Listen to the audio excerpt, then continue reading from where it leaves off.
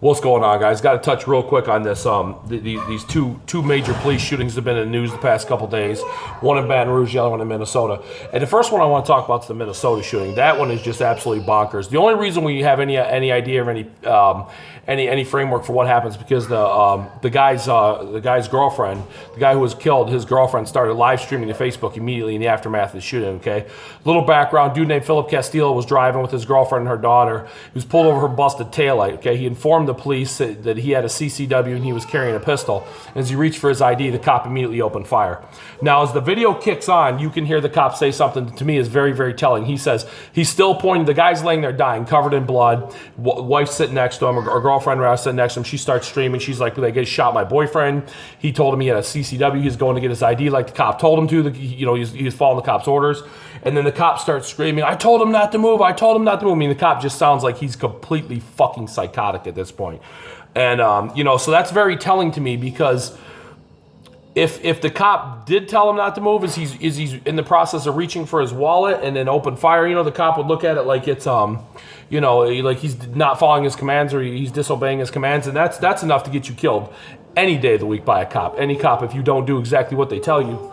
No surprise that they would open fire there. Who knows if that's even the case? He might not even told the guy not to move. I mean, from what the woman said on this video, and the video is really crazy, man. If you haven't checked it out, check it out.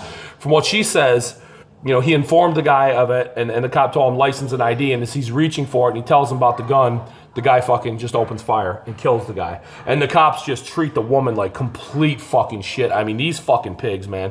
These fucking cops in Minnesota, oh my God, man. These motherfuckers.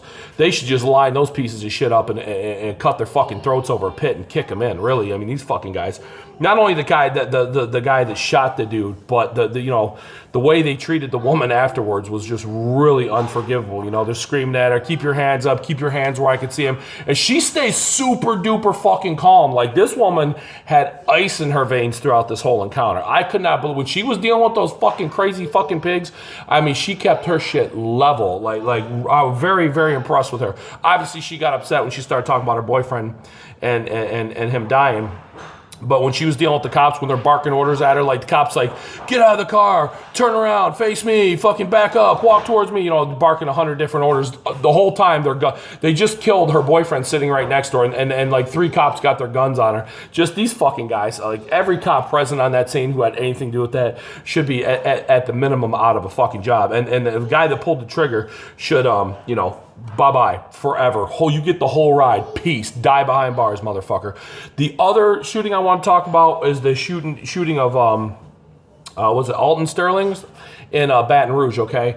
This guy, the cops got a call. This dude was outside of a party store selling CDs, all right? Cops got a call. There's a guy outside the party store selling CDs. He's got a gun. He's threatening people, all right? So the cops right away in their head, okay, this dude, he's a threat. They roll up on him. They have a physical tussle. They start to wrestle. Now, I've said this a million fucking times, okay? Now, unlike the Minnesota cop, who I think will fucking fry, I almost guarantee you both these cops walk. Simply because we've seen it so many fucking times. If you in any way, shape, or form physically resist a cop, hell, you could turn to run away and they'll still shoot you. I don't care if you're a fucking 40-year-old fucking black dude or a fucking 16, 17-year-old white boy like Devin Guilford out here in Eaton Rapids, Michigan, who was gunned down by a cop because he decided that he wasn't going to obey the cop. It's I know that fucks up a lot of people's narrative on police brutality, but it's just the facts. They will fucking kill anybody. Now, I'm not going to sit here and argue that black people aren't disproportionately killed by cops, because it's a very good possibility that's true. But it happens to all races. And in this case, this guy, he started wrestling with the cops. Cops are under the impression he have a gun. They shoot him like 4 times in his chest. Now, the video is extremely graphic. The guy rolls over on his back. Blood's pouring out of his chest. He's dying. He's only got a couple seconds to live at this point. And, the cops reach into his pocket and they pull something out. You can't see on the video what it is that they pull out of his pocket.